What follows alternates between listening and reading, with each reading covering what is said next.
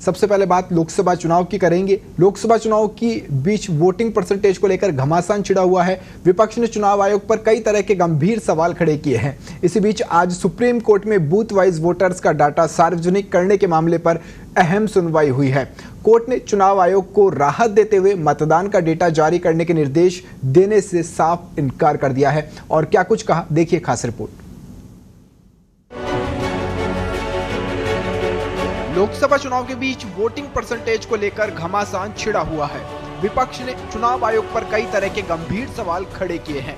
इसी बीच आज supreme court में बूथ वाइज वोटर्स का डाटा सार्वजनिक करने के मामले पर सुनवाई हुई है।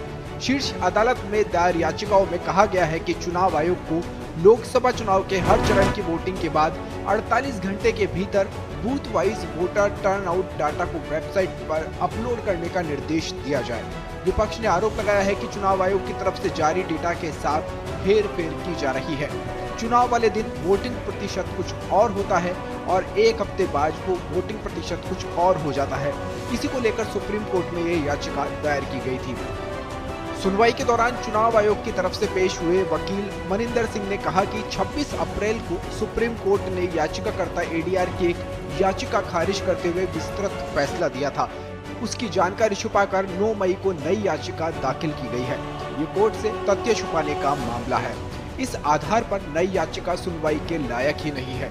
उन्होंने कहा कि वोटिंग परसेंटेज को लेकर भ्रम फैलाया जा रहा है। वो वोटर्स को मतदान नहीं करने के लिए प्रेरित करेगा। लोकसभा चुनाव के दौरान लगातार चुनाव आयोग को बदनाम करने का प्रयास भी किया जा रहा है। स्थापित कानून के मुताबिक फॉर्म 17C को ईवीएम वीवीपैट के साथ ही स्ट्रॉन्ग रूम में रखा जाता है। आरोप लगाया गया है कि फाइनल डेटा में 5 से 6% तक का फर्क है।